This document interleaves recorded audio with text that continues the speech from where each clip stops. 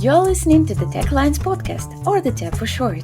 My name is Marina. And I'm Andre. Welcome back to another episode of the Tech Alliance podcast. Dear listeners, buckle up, because today we're diving deep with a fantastic trio. If you remember our prior episodes, we already made a book review for the Strategic Alliances Fieldbook, The Art of Agile Alliances. And today, we're happy to have the authors of the book as our guests. I'm super excited. And first up, we have Gavin Booth, an expert in strategic alliances with more than 20 years of leading hypergrowth alliances between tech and consulting and system integrators. Hi, Gavin. Hello, Andre, Marina. Thank you so much for inviting us. How wonderful to be here. And joining Gavin is the brilliant Nevin, Managing Director of Alliance Best Practice Ltd, highly experienced international strategic alliance consultant, coach, and author. By the way, whose first book, the Strategic Alliance Handbook, we reviewed in the first season of the Tech Alliance podcast. Hello, Mike. Hello, Marina, but I think I'll find it a little bit difficult to live up to that introduction. Sure, I'm sure you'll be everything that our listeners expect and more. And we're happy to introduce Jim Whitehurst. Jim is very experienced at managing the portfolio of channels and alliances partners, developed 30-plus year career. Hi, Jim. Welcome. So I've spent many years in the alliance area, mainly working with a large technology company who worked with ISVs. I've worked with ISVs who work with SIs. So I've been involved in that for many years. All right. With this powerhouse crew assembled, we're ready to start the episode. Let me remind our listeners that the book, the Strategic Alliance Fieldbook, which we reviewed previously, equips readers to navigate successful partnerships. Through a deep dive into professional services and technology companies, the book explores how partners, cultures, and operating models intertwine when working together. It offers a very practical blueprint, a collection of 15 methods and templates to accelerate any alliance. And on top of that, 19 real-world case studies bring the concepts to life, providing valuable insights for practitioners. The key concept of the book is Agile Alliances. It is one of the trends you highlight. These are fast-growing and fast-developing partnerships, a response to the rapidly changing conditions of the modern business environment. So what are the other characteristics of Agile Alliances? Do they tend to be short-lived or are they quite strong? What are the key differences between Agile Alliances and transactional relations?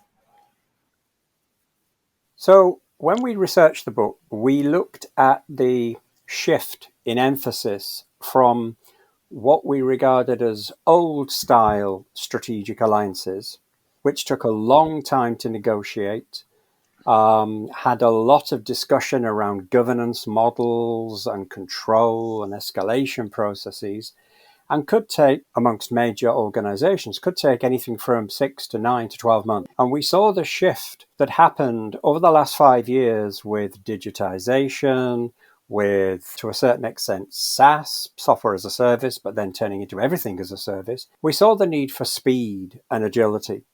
So the first answer to the question, does that mean agile alliances are short-lived? No. They're still strategic in nature, but they move much faster and they are able to be adjusted and amended more quickly. So instead of spending 6 to 9 months discussing about the alliance relationship, the idea behind agile, borrowed in large part from the idea of agile and lean from other management disciplines, is find an opportunity, collaborate on that opportunity, generate value, and then move along to building the relationship later. Now, this is different to the old style, which is build the relationship first and then grow the revenue. Here, we're talking about generate revenue and on the back of visible revenue, grow a relationship. So that would be my view of it. But why don't I pass it across to Gavin to ask him for his views on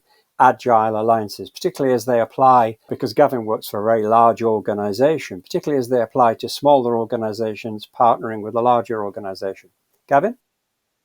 Thanks, Mike. I think that's a perfect explanation of it. And the way that I put the kind of trigger for the change, if you think about 10, 15 years ago, you could be pretty confident that the SAPs of the world, the IBMs of the world were going to be around. Some of those companies have been running alliances for 50 or so years. The new dynamic that you see in the marketplace is people have got a much lower tolerance for the time it takes to get to revenue. So exactly as Mike said, speed, being agile, being fast is important. So profitable growth is the kind of cornerstone of a good alliance. And so part of the motivation for writing the book was we recognized the power of these alliances, particularly in the GSI technology world, which is where I spend all my time and Mike spends a lot of his. You've got some really large organizations, multi-tens of billion-dollar turnover organizations. Between 20 and 50% of their revenue comes from their work in alliances. If you looked at some of the really large technology firms, some of them as much as 95% of their revenue comes from alliances or channels. So this is important stuff, but it's not like maths where the answer is always obvious and it's the same every time. It's more like psychology, where the art of having a successful alliance is very much about the context and the personalities involved. So we put together the blueprint in Agile Alliances, and that's not to say that you kind of take it and apply it and it's going to work like magic every single time. The thinking behind it is the collection of experience that Jim and Mike and myself have got means that we're confident proposing that we can give you a blueprint which is maybe 60, 70, 80% right. And then there's some tuning around the edges. But back to the point about Agile, knowing what you need to build in advance and having a blueprint to start with is an awful lot faster than starting with a blank sheet of paper and trying to work it out as you go along. Jim, what do you think? I've spent most of my life working with large organizations who've already had large alliance teams and already had lots of processes and plans in place. I'm now spending my time helping smaller companies to develop alliance relationships. And what I'm finding is they don't have the investment to be able to do it like the big guys do. So they very much more want to go in for the Agile Alliance, where they get their payback much quicker.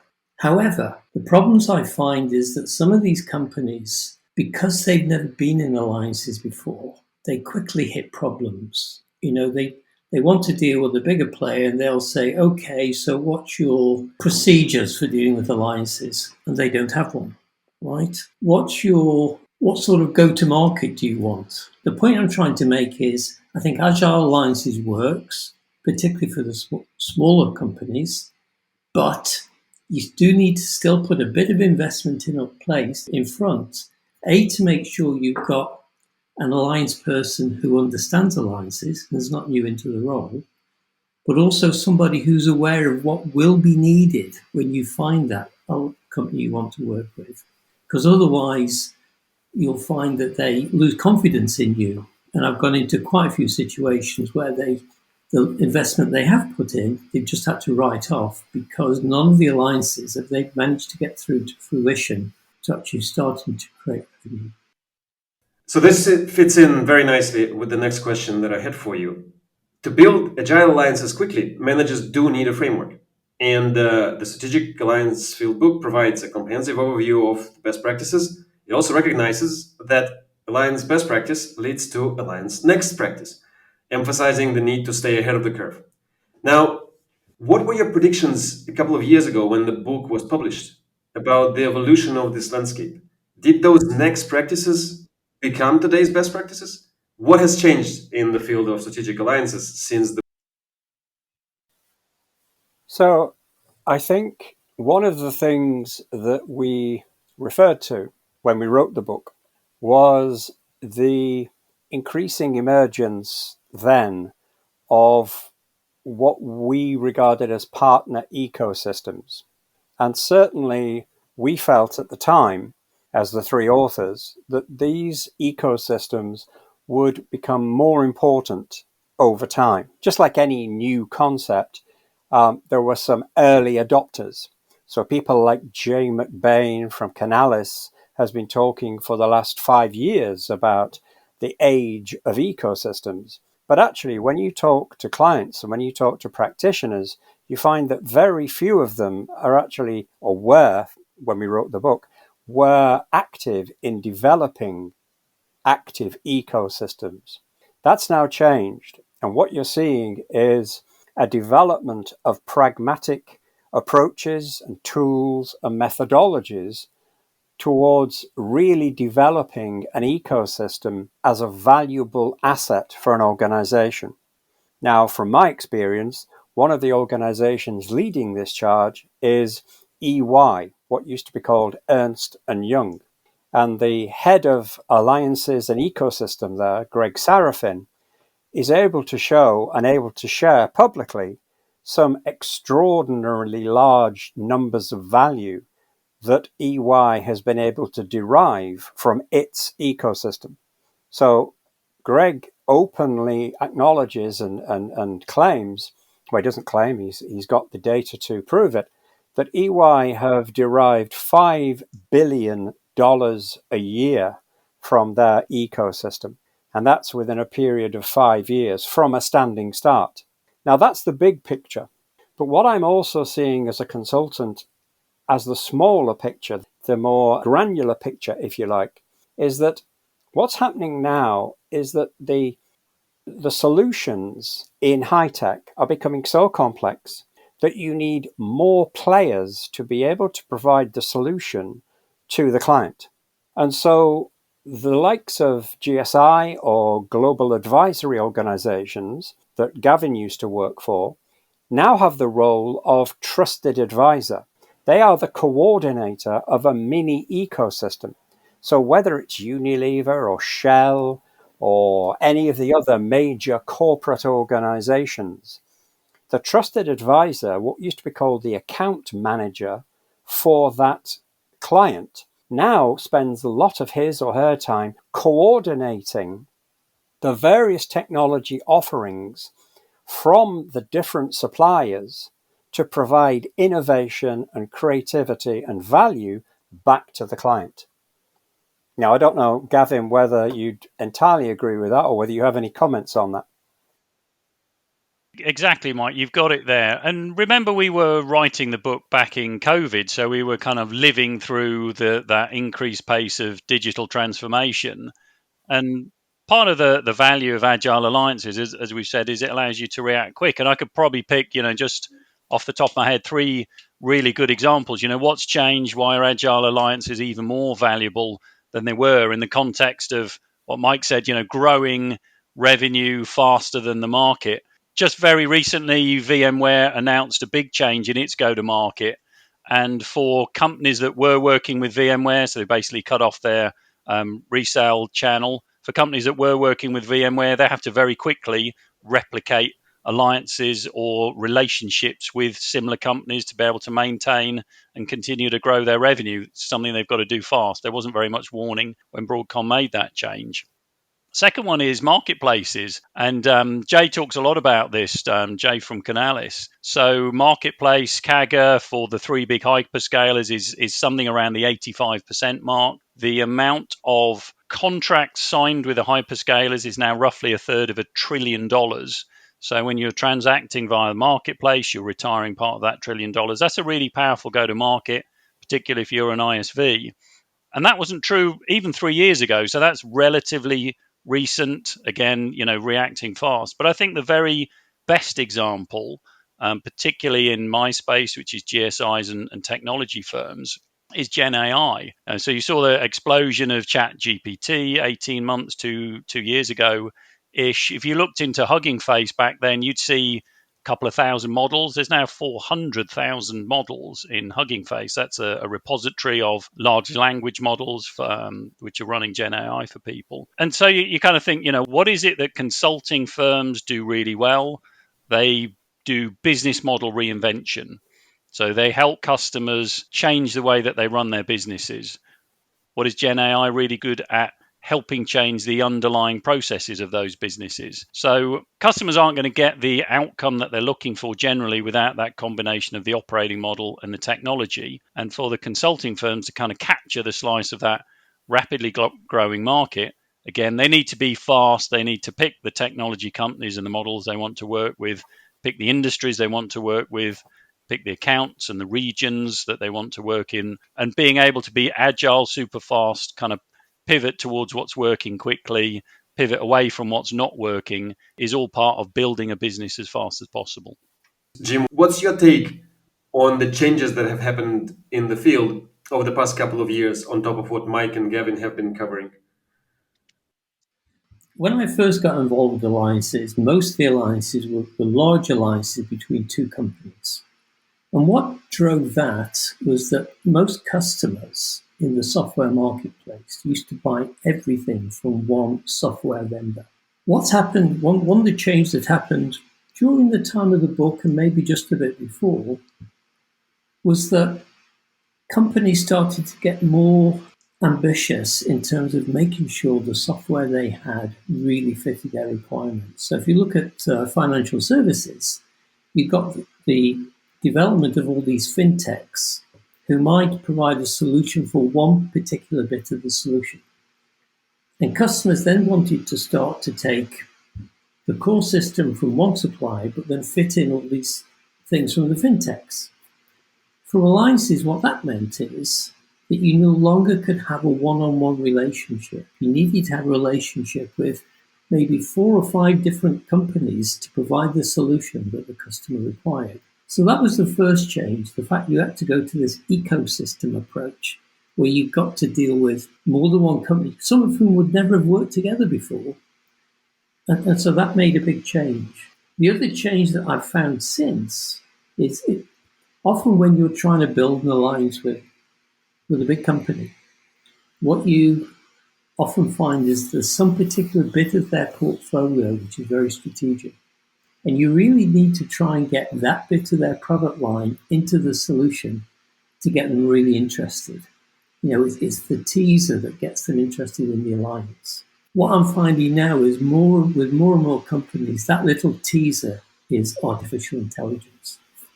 So it's really important now, if you're trying to build an alliance, if you can get some artificial intelligence into it, that's a real incentive for the company to build an alliance with you. One thing that I still want to learn more about is that the key difference between agile alliances and transactional relationships.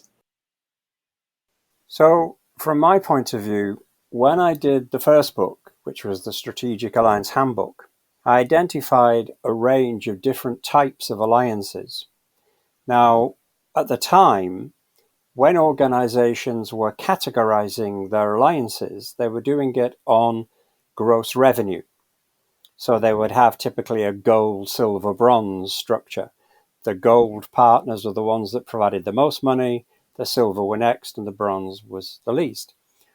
What I discovered or amplified was an underlying message from an excellent consulting organization called Vantage Partners from Boston. Now, Vantage Partners came from a background of negotiation, and their seminal work is a book called Getting to Yes, which is a Harvard publication. And what they were identifying and were exploring was the type of collaborative relationship. And so I used some of their language in some of my models in the first book to talk about transactional alliances being the bottom step, as it were, or the foundation for increasingly more collaborative relationships. So typically in my model, you would have transactional, then enhanced, then collaborative, and then full partnership. And the thing that differentiates each level is the degree of active collaboration. So in a transactional relationship, there is relatively little active and proactive collaboration. It's a buy from, sell to relationship. One party has a good product or a good service. The other party has a distribution outlet that the other hasn't. So the distribution partner agrees to sell the products and services of the first partner. That's a transactional alliance relationship. But as you grow up in that stack, you get to a point where there is a joint go-to-market, there is a sharing of IPR, there is an opening of the kimono, and that's where you start to get to the collaborative and partnership levels. So for me, the distinction between agile alliances and transactional alliances is that agile alliances are still very collaborative relationships. It's just that they are designed to move faster. And to build on something that Jim was saying earlier, What I find paradoxical and fascinating is that if you ask yourself the question, where do we get speed from? Where do we get speed from in terms of a process, or where do we get speed from in terms of any kind of performance? It typically comes from structure. It typically comes from following a given structure or a given process. That means you don't have to think about the next step. You just do it instinctively. And what Jim was referring to earlier about how agile alliances were being used by some smaller companies pointed to the fact that it's not just a case of following a methodology. There are certain prerequisites that you have to have in place first to be able to use an agile alliances approach. I don't know whether that plays out in the larger organizations, Gavin. I think it's a really good observation, Mike, because I have been in places that believed that going fast meant just making it up as you go along. And 6 months into the alliance, they've found that they've wasted tens of thousands of man hours not making an awful lot of progress. When a relatively small investment, way up front in terms of knowing what the structure should look like, the blueprint, as we've called it in the book, would have meant they could have gone an awful lot faster. And back to the point about transactional versus agile alliances, I think Mike puts it kind of well. And if you think about the customer perspective, a transactional alliance, you can kind of measure it on a price basis. If it's cheap, it's good. Whereas an agile alliance, which is characterized by a very high level of collaboration, is value based. So the end customer is thinking, is it going to grow my business? Does it help me with my net promoter score? Does it reduce my risk? Whatever the metrics are that they're thinking about. And you can only get to that value for the end customer if you've got a high level of trust between the people in the partnership, a high level of collaboration. They can come together, bring the best capabilities of both of the organizations, present it in front of the customer. And of course, back to the theme about being agile and having a blueprint, if you've got a success pattern to follow, you're much more likely to get through those trust cycles, value cycles. And if you can't present that to the end customer, they're not going to buy. And that means that the alliance isn't going to be perceived as value. And that's why we think that one of the benefits of having a blueprint is to be able to get to value really fast, as opposed to kind of iterating, making it up as you go along. Jim, I can see. I was going to say I can see you nodding now. I'm not sure that works on a podcast. I always used to say to the guys who worked in my team that the thing about alliances was you've got to be an alliance only worked if both sides got value from it. And in many ways, you had to be the champion for your alliance partner in your company, and you also need to be the champion for your company in the alliance partner. And it's through building up that sort of relationship that out of the alliance you get follow-on business, and it starts to really ramp up and escalate in terms of the amount of business. A transactional relationship is much more about this transaction. And you don't get the same amount of investment in actually promoting that partner within your own organization. So you actually need a different sort of person to manage a transactional relationship, I believe. You often find that somebody who's pure sales struggles to fulfill an alliance role because they're used to winning themselves and they're not necessarily incented in the past to look at the other side winning too.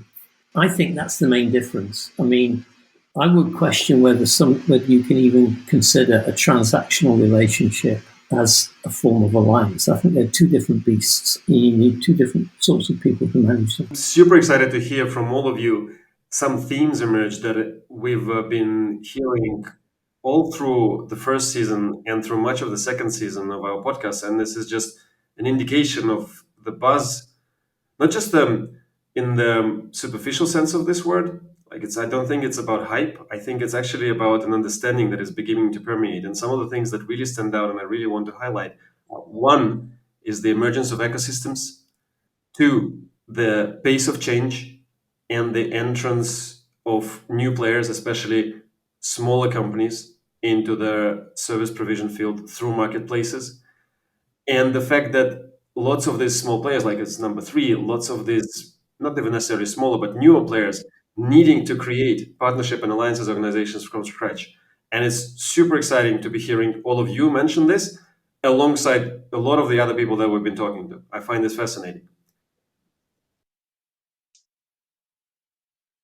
I am, once again, I can't help but be just over the moon with the fact that the same themes seem to be coming through and again and again. Not to say that our episodes are becoming repetitive, but I think certain things in our field, like in most fields, they bear repetition. And it's hugely encouraging to see them come in quite independently from different sources. If our listeners go into the catalog and look up our episode with Marta Marimon, you'll see actually quite a deep dive into the whole idea of competition that Jim is bringing up right now. And hopefully, you'll find that even more insightful as an expansion on what James just brought up as a concept. And on top of that, I'd like to maybe do a tattoo of that because we've been discussing tattooing as we were warming up for the episode, which was, how did you put it, Gavin? I think it was amazing. Yeah, going fast doesn't mean making it up as you go along. I think most people should have that, if not tattooed, then displayed somewhere very prominently at their workplace, just as a reminder. So thank you for putting it out there. I think we got our tagline for the episode ready as well. We don't have a lot of time left. However, we have a very important question to ask. So, are you planning another book of strategic alliances? What are you currently working on? What are your plans? Well, when I started out writing my first Alliance book, I never realized that, a bit like The Lord of the Rings, I would end up with a trilogy of 3 books that would dominate the next 10 years of my life. But that's how it's beginning to turn out. So the first book was the handbook, which really laid out the theory of best practices in alliances, particularly in strategic alliances. The second book, which obviously was the book that we three wrote, was, in my opinion, a far more useful book in many respects because it was an operational manual. It was designed, the title Fieldbook was deliberately chosen. It was meant to reflect how useful some of those theories were and what practical templates could we provide, both from Gavin's perspective, speaking from the point of view of large GSIs and large advisory companies, but also from Jim's perspective of working for some very, very large so-called vendors like IBM and SAP. So that was the second book. I'm now working on my third book, which will be the most difficult to publish because it's called the Strategic Alliance Casebook. And something that's been consistent over the first 2 books is that when I've had feedback from people, they say, we like the theory, Mike, but we like the stories much better. Can you give us more practical stories? Can you actually describe how this thing plays out in real life? The reason I say it's going to be the hardest book to write is because every time I interview somebody and they mention a company name, I have to go to that company and ask for permission to quote them in the book. And of course, they pass me to legal department, and the legal department's first answer in every case is no, prove to me why I should. So it's going to be quite an arduous journey, this casebook. But I am making some progress. So I've managed to get 1 or 2 major cases. I haven't managed to convince either Gavin or Jim to give me one of their best cases yet, but I'm working on them. I'm hopeful that they will appear somewhere in the new book. What about you, Gavin? Well, I was inspired by your first book. And so, as you said, we wrote the second one together, 3 of us. And we were so pleased to see our book listed in Jay McBain's top 55 ecosystem books. He's a guru for channels, alliances, ecosystems. Wonderful to be recognized by him. And a couple of thousand books out there you could go and buy. And he put ours in the top 55. So that was fantastic. We were very pleased to see that. I'm not sure I've got 2 books in me, so I'm filled with admiration that you're planning your third. So I do still write occasionally. A shameless plug here: if you go to my LinkedIn post, you're going to see that there's a set of newsletters in there. So every couple of weeks, I'll come up with some thoughts about the Alliances world, and I'll pop them in there. Maybe one day there'll be enough thoughts to make a book, but for the time being, I'm content doing the odd blog now and then. Okay. So I wasn't even planning this book. I mean, I was invited to participate with Mike and Gavin. And if they ask me again on another book, then yes, I'll be more than happy to join them. But I'm now semi-retired. So what I focus on now is trying to help other companies to build their own alliance relationships.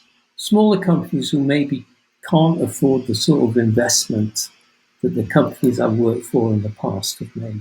So I'm more involved at the moment in terms of being a practitioner, trying to use my experience to help other companies to benefit from all the alliances.